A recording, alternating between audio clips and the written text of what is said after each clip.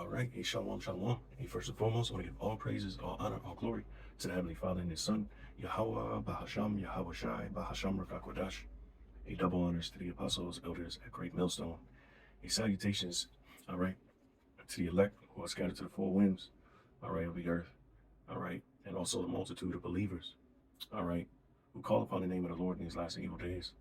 All right, as the scriptures say, there is no other name to be called on, whereby men, all right, should be saved, except for Yahweh Shai, roughly paraphrased. All right. And so we call upon that name. All right. Okay. And so this lesson, I didn't quite have a title, but I queued up these precepts and I just wanted to kind of, you know, read these precepts and just, flow in the spirit, Lord willing. All right. This lesson is edifying. Okay. Because, we're always talking about the end of the world. All right. And the biggest sign, one of the biggest signs of the end of the world is, well, it's us. All right. We're their sign. Okay. And I'm going to prove that. All right. That we're their sign. Okay.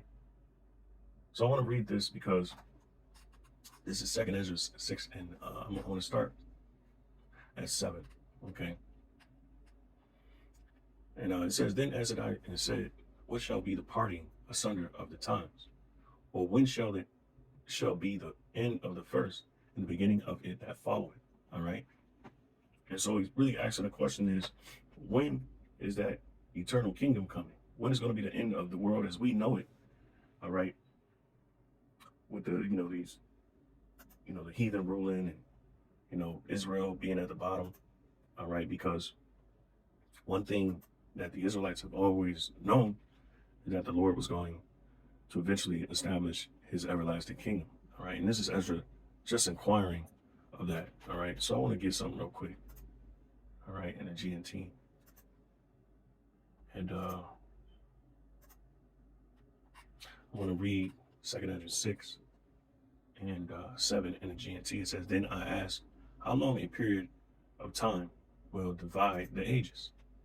Okay. When will the first age end and the next age begin? All right. And this is what,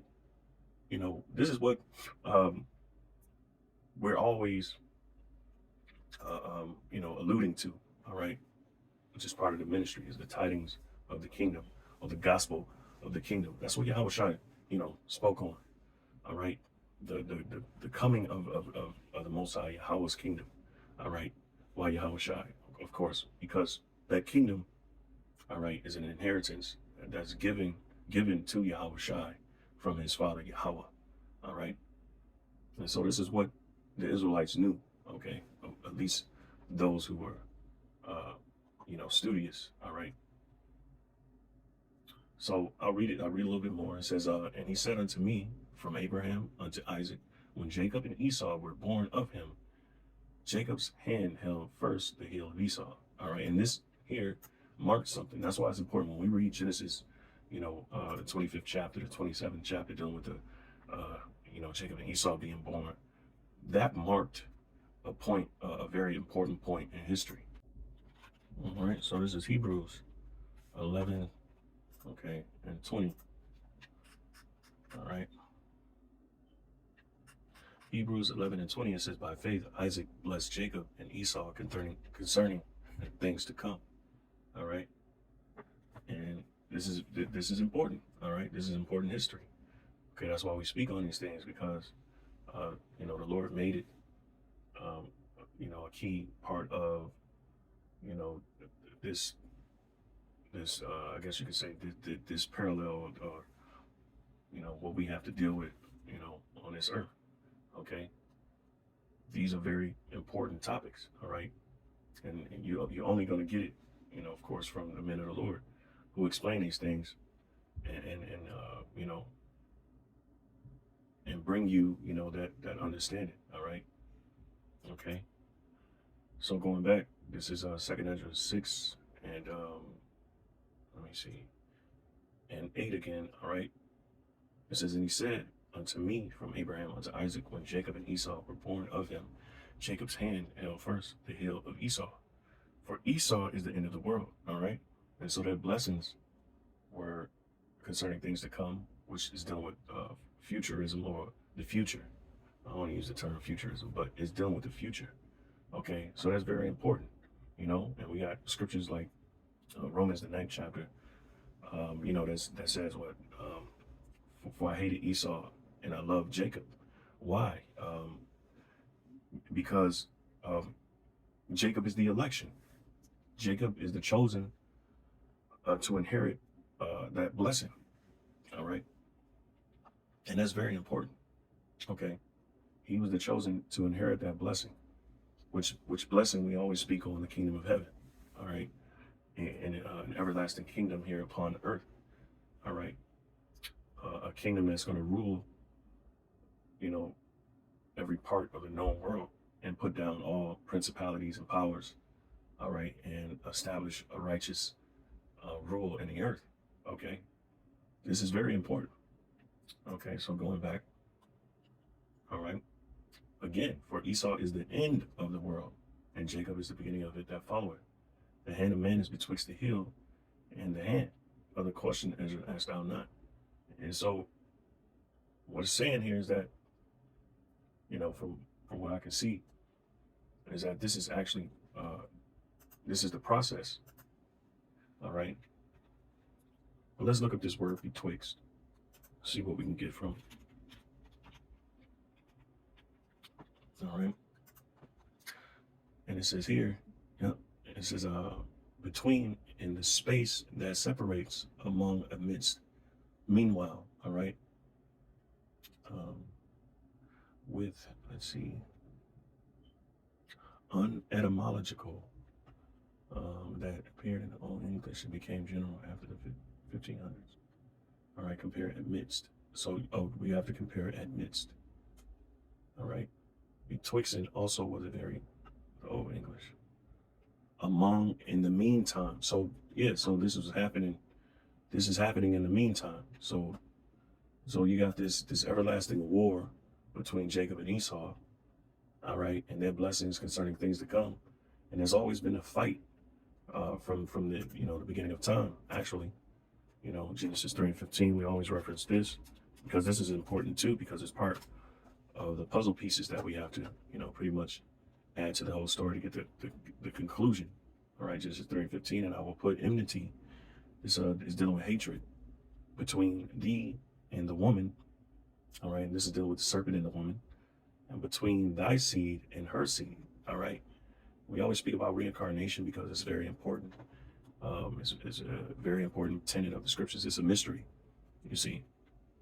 So between thy seed and her seed. Now, thy seed, the serpent seed, was the seed of the wicked, okay? And her seed was, of course, the seed of the righteous, the Israelites. It shall bruise thy head, okay? It shall bruise whose head? The serpent's head, right? And thou shalt bruise his heel, okay? Because the heel represents foundation, all right? And once you, take the foundation, all right, the rest of that, the body or whatever is built on that foundation, it falls. Okay, and that's what happened with, who the Israelites were later on down the line, their heritage, and things that, that pertain to their heritage. All right, their culture. All right, so this is actually also pertaining to, the seed of the serpent, bruising our foundation, and that's what we see now with them, those Edomites in the homeland. All right. So going back, all right. For Esau is the end of the world, and Jacob is the beginning of it that followeth. The hand of man is betwixt. All right. So in the meantime, the heel and the hand are the question Ezra asked out now. So this is what happened. The war, the struggle is happening between Jacob and Esau. In the meantime, while the world is coming to an end. Esau represents the end. All right. And we are the sign. Well, also, I should say, we are the sign that represents that end as well. Okay. When you see these Edomites ruling in the world, and that's how I like to explain it. When you see these Edomites ruling in the world, it's the end. All right. Because what consists of them ruling? Tyranny on earth. Esau, the so-called white man, and Jacob, they're rising up. All right. Is also a sign. Okay. All right. So let's see here. Betwixt in the meantime, right? So that's what's going on in the meantime. Let's look at this word up, midst. See if we can get anything else out of it. Amid, all right? I know in the midst of, amongst, against, betwixt wills, all right? So amid, in the middle, all right? So basically that's the war between the spiritual warfare and the everlasting war between Jacob and Esau is taking place before the end of the world, all right? Okay. And then you have here in Matthew 24:14, all right, which we know, prophetically, this is parallel. This is dealing with the time of, it's dealing with that actual time, and it's also dealing with this time, all right? So it's dealing with that time in the ancient world where Yahushua came. He actually prophesied the downfall of Jerusalem, the great falling away first, all right? So there had to come a great falling away, all right? And then certain things that were said, you can apply to this time, because sometimes prophecy is parallel, just like when you deal with Babylon the Great, all right? And in certain prophecies that point to the future rather than that time, or, the Babylon of yesteryear, so to speak, because certain things didn't happen according to prophecy, for that time, but it's going to happen for this time, because we see all the signs, pretty much coming together, and we can see a perfect picture of what's about to take place, that lines up with prophecy, right? So Matthew 24:14, and this gospel of the kingdom, right? Because it's all about the kingdom, shall be preached in all the world for a witness unto all nations. Why? Because there's certain judgments written, all right, that these nations are going to have to, behold, they're going to have to witness, all right? It says, and then shall the end come, okay? Now this is happening now. And guess who is fulfilling that? Right, us Israelites, all right? We're fulfilling that, okay?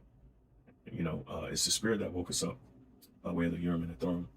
Of course, the apostles have been doing their street ministries, but the Lord has opened up the internet, Psalms 19, all right, to, broaden the spectrum of the truth all over, to shine that truth all over the world. And you got individuals waking up who are Israelites all over the world. And this is marking, the Israelites uprising and awakening is marking the downfall and stamping the downfall of the society, okay? Because this is what's supposed to be happening in the midst, Here, check this out. This is Wisdom of Solomon. And again, this lesson, I just wanted to kind of go in the spirit. So I queued up some precepts and, just pretty much going from there. So Salakia. This is Wisdom of Solomon, chapter 5, verse 1. Then shall the righteous man stand in great boldness before the face of such as have afflicted him, right, and made no account of his labors. This is happening in the end, all right? This is happening now, okay? The righteous man is finally being risen up in these last evil days to stand against the face of injustice and stand against in the face of tyranny, stand against the Edomites, all right, who have afflicted them, all right, and made no account of his labors, right? So they don't make no account of the labors that the elect have to endure, all right, to bring about, the truth, all right, and I believe this is dealing with more so that than us, building up their cities and, and stuff like that. The labor in which the elect have the task that they have taken on, all right, the plowing that they had to do to bring out this truth, all right. So when they see it, they shall be troubled with terrible fear, all right. This is the world starting with Esau, Edom, all right. And that's why they go on smear campaigns. They try to label us as terrorists. They try to demonize us, all right, and so that they can foil the truth, all right, so they can somehow stop the truth, But as the scriptures say, if this was of men, it will fail. But it's not of men, all right? It's not of men, so it's not going to fail, all right? It says, they shall be troubled with terrible fear and shall be amazed at the strangeness of his salvation. So far, so far beyond all that they look for. You see? And we got Esau, the main culprits, who think that they were going to pretty much hijack the blessing. Again, it goes back to the blessing. That's why it's so important, to be spiritually discerned, you know, um, in these scriptures. All right, which, you know, uh, we know this is a mystery. This ain't for everybody, And the reason why it's not for everybody, because it's going to be towards their astonishment. All right, it's going to be towards their astonishment, which verse 3 through 8 goes into. All right, which, let me hold that. I want to get this real quick. Okay. All right, this is Revelations 11 and 8. And their dead bodies shall lie in the street of the great city, which is spiritually called Sodom and Egypt, where also our Lord was crucified. All right. Now this is dealing with the end of the world as well. Okay. All right. This is Revelations 11 and 1. And there was given me a reed like a rod, like unto a rod. And the angel stood, saying, Rise and measure the temple of God and the altar, and them that worship therein. And this is dealing with the elect, right? Okay? Because the Lord is coming back, all right, to restore his people, his elect. All right? Check this out. All right, this is what it says about verse 2, Salakia. All right, it says, But the court which is without the temple leave out. All right? And measure it not, for it is given unto the Gentiles. These are the actual heathen. And the holy city shall they tread underfoot 42 months. All right, now we know that's a dispensation of time. Okay, but these Gentiles who are not being counted, all right, they're treading the holy city. All right, they're trampling it under their feet. Okay, which is symbolic as what they're doing to not only the nation of Israel, but also to the land. All right. So ethnos is dealing with a particular group. All right. And that is the actual heathen. All right. Okay. So going back, verse 3, and I will give power unto my 2 witnesses, and they shall prophesy 1,203 days, clothed in sackcloth. All right. Right. And so the 42 months, right? So it says here, Slakia, verse 3, it says, shall prophesy 1,203 days. All right. So that's 1,260 days. All right. It says clothed in sackcloth. This is very important because sackcloth is known for mourning. All right. And so those 2 witnesses, which are the northern and southern kingdoms of Israel, who are being brought back together, because we know through the history that the 2 nations broke up. Well, the nation of Israel broke into 2 nations. All right. It split after Solomon died. Right. And now the miracle is that the Lord was gathering his people in the end time. All right. And that's what's happening. Okay. Part of us rising up with this truth and it being spread across the world. All right. That's part of it. All right. The what they call the Great Awakening. Right. It says, and they shall prophesy 1,000. So 1,203 score. That's 1,260 days. Right. And which that's what 3.5 years. And you can equate a day, a day in the scriptures to a year. All right, and that's how the mystery, that's how it is. All right, okay, because it's a mystery, which it all equals up to 350 years approximately. That marked how long we've been here in slavery. All right, but one of the biggest points is clothed in sackcloth. All right, a mourning. All right. Okay, because of calamity. All right. These are the 2 olive trees and the 2 candlesticks standing before the God of the earth. And if any man will hurt them, fire proceeded out of their mouth and devoureth their enemies. And if any man will hurt them, he must in this manner be killed. All right. Okay. And those witnesses, they have power. Okay. Much like the power that we're going to receive in these latter end. All right. On the latter end of these times, because that war between Jacob and Esau is coming to a close. And, Esau, he's coming mighty strong, all right, to say the least. Okay. And he's coming mighty strong, and the Lord is going to have to give his elect powers to defend themselves. Isaiah 59:19. All right. So going back, Revelations 11:8, and their dead bodies shall lie in the street of the great city. That great city is America, all right, which is also known as Babylon. And it's also what it says, which spiritually is called Sodom and Egypt, all right. And we know this place is Sodom, all right. The Western civilization, they push homosexuality and you know, they got now the transgenderism.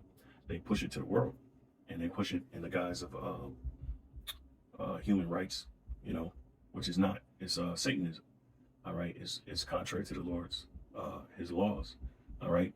And so you got the fight against Esau and Jacob represents the fight against good and evil, all right. Destruction and salvation, you know. This is where also our Lord was crucified, all right. It says meaning to be crossed out, all right. That's the word here, crucified. Let's see. Stole. Let me just play it. Strong's G 4717. Starao.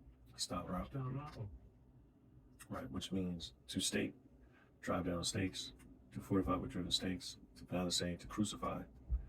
Right, to crucify one. Metaphor here, it says to crucify the flesh, destroy its power utterly. Right, and that's what they've done by raising their images up. All right, and completely, you know, taking the memory of Yahushua out of the world, and that's what Esau done. And it started with, you know, them deceiving the world, you know, through iconoclasm, you know, Christian Renaissance. All right, the nature of the figure implying that the destruction is attended with intense pain. Yep, and that's what they've done. They've taken down the image of Yahushua, not just a picture, but of his likeness, his reputation. All right, so it is figuratively to extinguish. All right, and that's what they've done. They've extinguished his memory out of the earth, so nobody really knows him as we know him, because we're introducing him to the world. Right. So verse 9, it says, "And they of the people and kindreds and tongues and nations shall see their dead bodies 3 days and a half." All right, and 3 days and a half also represents 350 years. Okay, and that's the duration that we were in slave, in hardcore slavery. All right, under the rule of the so-called white man. Okay, because remember, it goes all the way back to Genesis. Okay, and Esau, you know, pretty much destroyed us. All right, so another point here, their dead bodies. Okay, because we know this is also metaphorical as well. All right. So in the dead body shall lie in Salaki on that, because this is first thing I'm supposed to break down. Right. So it says, and the dead body shall lie in the great city, which is called Sodom and Egypt. Right. So when you go into it, the dead bodies represents a fall, downfall, metaphor for failure, defeat, calamity, and error. All right. Lapse into sin. Okay. And that's what happened to the children of Israel. All right. Especially, you know, on this side of the world.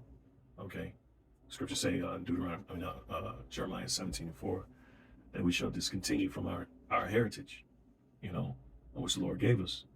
Okay, and the scriptures talk about what we are yet this day in our captivity. All right, so let me get this.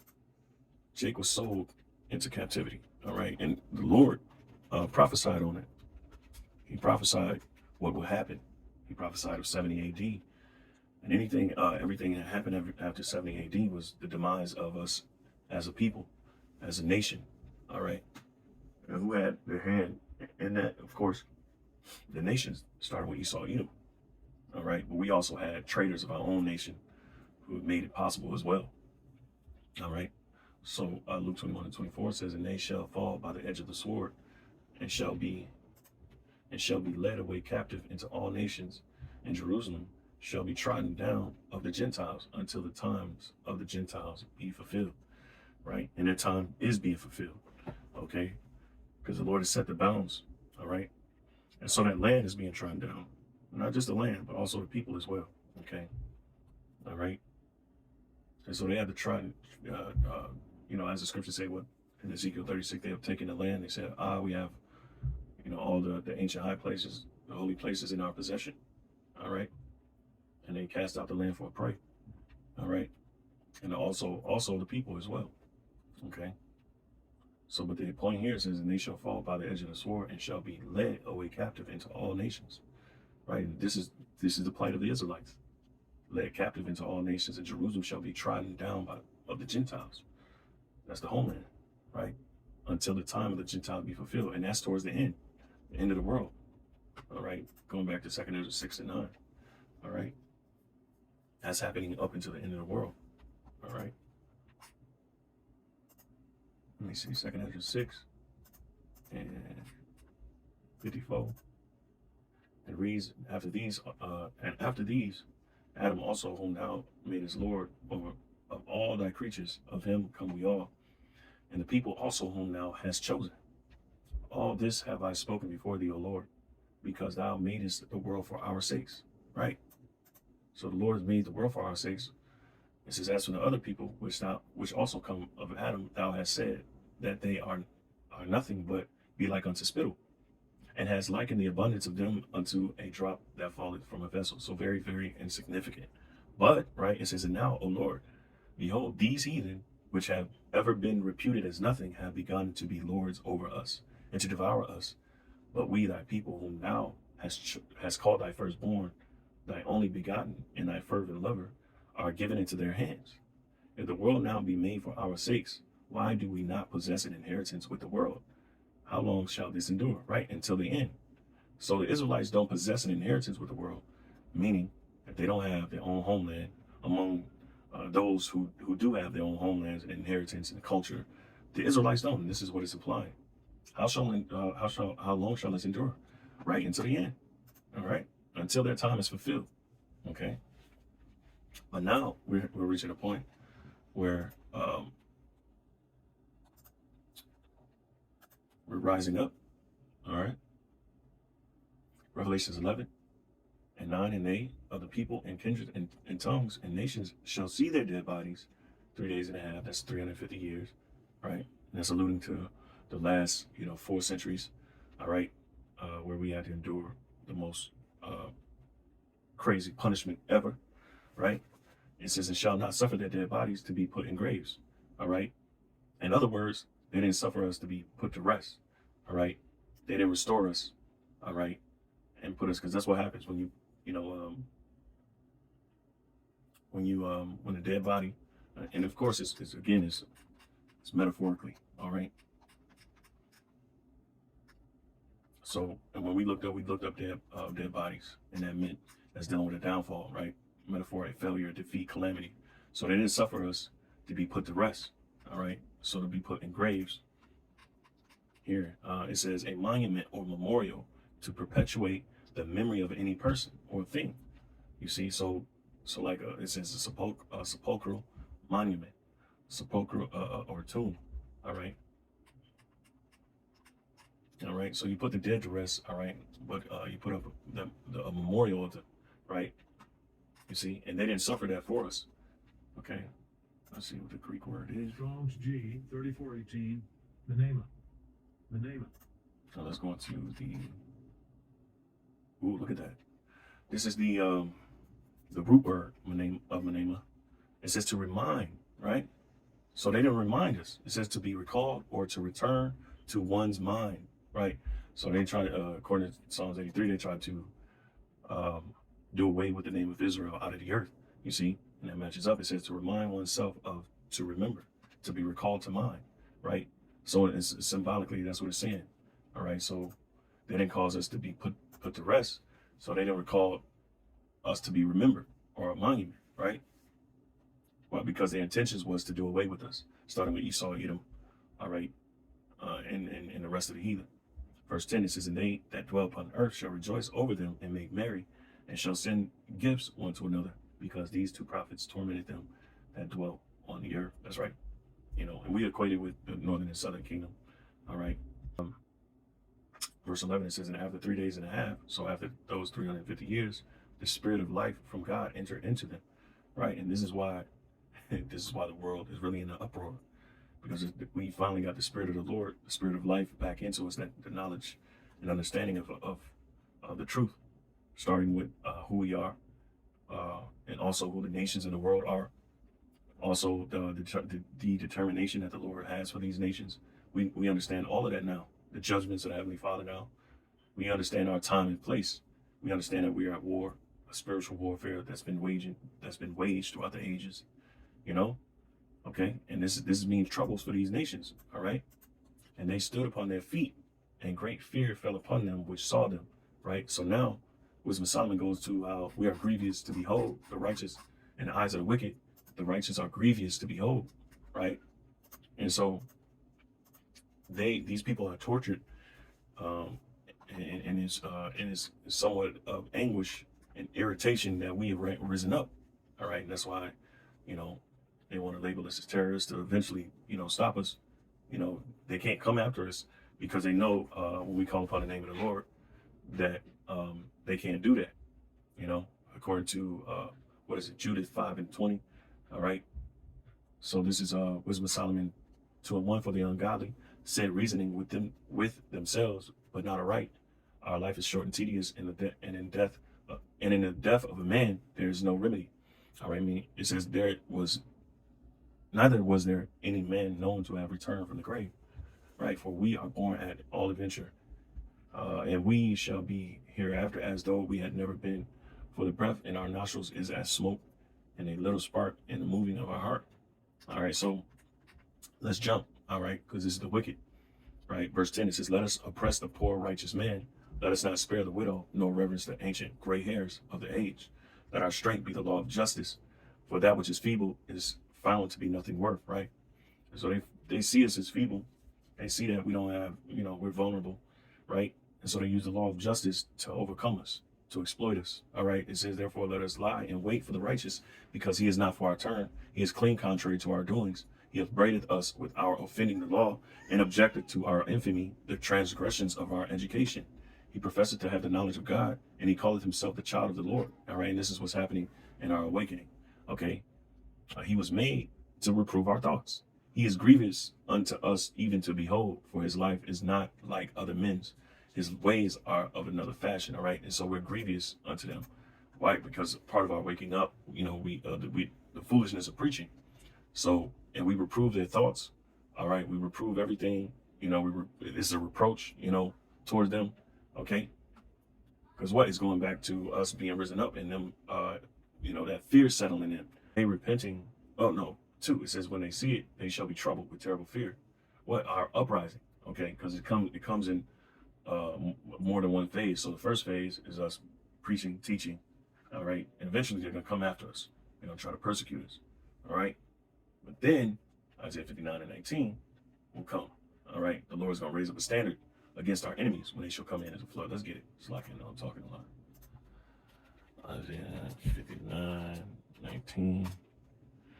It says, Isaiah 59:19, it says, so shall they fear the name of the Lord, Yahweh, from the west, right, and in his glory from the rising of the sun, when the enemy shall come in like a flood, right?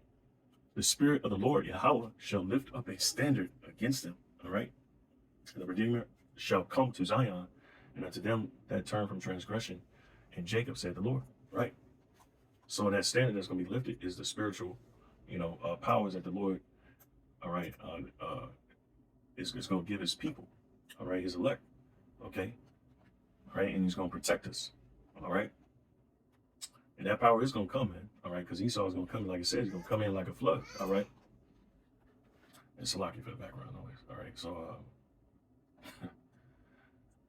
so let's see, Wisdom of Solomon 5:3, it says, and they repenting and groaning for anguish, the spirit shall say within themselves, this was he whom we had sometimes in derision, and a proverb of reproach, right? So Salaki, let me read. All right, so let me start from Wisdom of Solomon 5:2 again. It says, when they see it, they shall be troubled with terrible fear, and shall be amazed at the strangeness of his salvation, so far beyond all that they look for. All right, the strangeness, all right, of his salvation. All right, when you go into the word strange, all right, it's dealing with, it says, out of this world. Let's see, strange. All right, so strange or strangeness, okay, It says from elsewhere, right? From another country, unknown, all right? Because the Lord is coming from an unknown place to save his people, all right? Unfamiliar, not belonging to the place where it found, right? So this is going to be out of this world. It's going to be something that the world has never seen. Unfamiliar, unknown, remote, all right? And that's what's going to happen, all right, to the elect in the times, in these end times, all right? In the end of the world, they're going to be saved, all right? So let's go back to Wisdom of Solomon. It says, 2 and 3, it says that they repenting and groaning for anguish, a spirit shall say within themselves, this was he whom we had, sometimes in derision, and a proverb or reproach. So they're going to say that within themselves. So it's going to be a feeling that they have. Of course, when their hearts drop and, you know, and their hearts melt with fear, okay? It says, we fools accounted his life madness and his end to be without honor, all right? Because they expected us to be destroyed, but the Lord is going to fight for his people, all right? How is he numbered among the children of God and his lot among the saints, all right? Okay? All right, so let's see here. I'm gonna have to close out. Let me get a few more. All right. This is Isaiah 30 and 20. And though the Lord give you the bread of adversity and the water of affliction, yet shall not thy teachers be removed into a corner anymore, but thine eyes shall see thy teachers. All right. So the Lord is setting up the teachers. All right. And thine ears shall hear a word behind thee, saying, this is the way. This is the way. Walk ye in it. When ye turn to the right hand, and when ye turn to the left. All right. So that's the Lord, you know, pretty much setting up his men to fish the elect. Zechariah 9 and 12, it says, turn you to the stronghold, ye prisoners of hope. Even to the day do I declare that I will render double unto thee. All right. And so Jeremiah 29:11 says, you know, I know the thoughts that I have toward you, thoughts of peace. All right. You know, to basically give us an expected end, roughly paraphrasing. All right. So the Lord has it always, he's always had it in mind that he was going to save us, you know, and it's up to us to turn to that calling. And that's what the elect is doing during these end times. All right. So with that, you know, I'm going to have to close it. It's like I have to cut it short. But Lord willing, this lesson was edifying. You know, until next time, I say shalom. All right. Give all praises, glory, and honor to Yahweh, Bahasham, Yahweh Shai, Bahasham, Rakakwadash. Double honors to the apostles, elders, and great millstone. Salutations to the elect, members who are scattered. Shalom.